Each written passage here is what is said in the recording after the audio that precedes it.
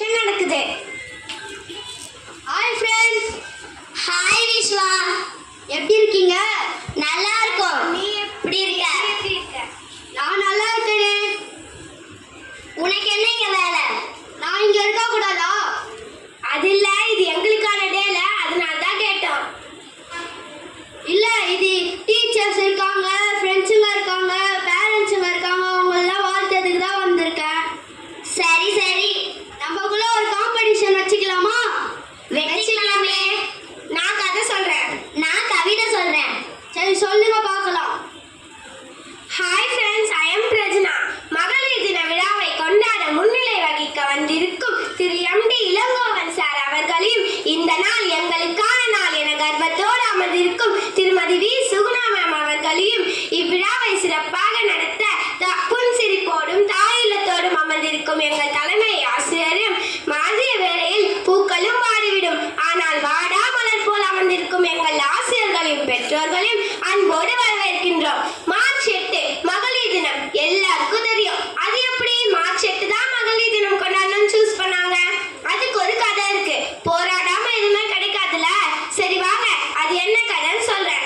18ஆம் நூற்றாண்டுல பெண்கள் வீட்டு வேலைக்கு மட்டும்தான் சரி வருவாங்கன்னு வீட்டுக்குள்ளேயே முடக்கி வச்சுட்டாங்க. இந்த நிலை கொஞ்சம் மாறி 1850ல பெண்கள் ஆபீஸ், ஃபேக்டரின்னு வேலைக்கு போக ஆரம்பிச்சாங்க. ஆண்களுக்கு நிகரான வேலை பார்த்தாலும் அவங்களுக்கு சமமான ஊதியம்ன்றது கிடைக்கல. இதனால 1910ஆம் ஆண்டுல டென்மார்க்கில் நடந்த பெண்கள் உரிமை மாநாட்டை நடத்தினாங்க. இதுல உலகத்துல இருக்க எல்லா பெண்களும் ஒற்றுமையா கலந்துட்டாங்க. இதுல முக்கியமா இருந்தவங்க ஜெர்மனியை சேர்ந்த கிளாரா. பெண்கள் உரிமைக்காக குரல் கொடுத்த கிளாரா உலகம் முழுவதும் ஒரு குறிப்பிட்ட நாளை பெண்கள் தினமாக கொண்டாடணும்னு நினைச்சாங்க. ஆனா அது நடக்கல. 1917ல ரஷ்யாவில் நடைபெற்ற பெண் தொழிலாளர்கள் முன்னெடுத்த புரட்சி அரசாங்கத்தையே கவுத்திருச்சு. இந்த புரட்சியில முக்கியமானவங்க அலெக்சாண்ட்ரா.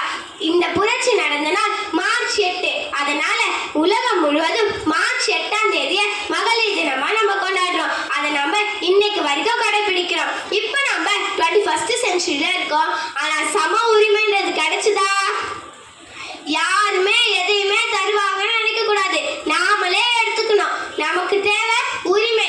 சிங்கப்பெண்ணே சிங்கப்பெண்ணே ஆணினமே உன்னை வணங்குமே அப்படின்னு பாட்டை போட்டு கேட்டா மட்டும் பத்தாது, செயல்ல காட்டணும். மாதவராய் பிறந்திட மாதவம் புரிந்திட வேண்டும்னு மீசை கவி பாடியது போல் நம் பிறப்பு ஒரு சம்பவமாக இருக்கக்கூடாது, சரித்திரமாக இருக்க வேண்டும். வாய்ப்புக்கு நன்றி கூறி விடைபெறுகிறேன்.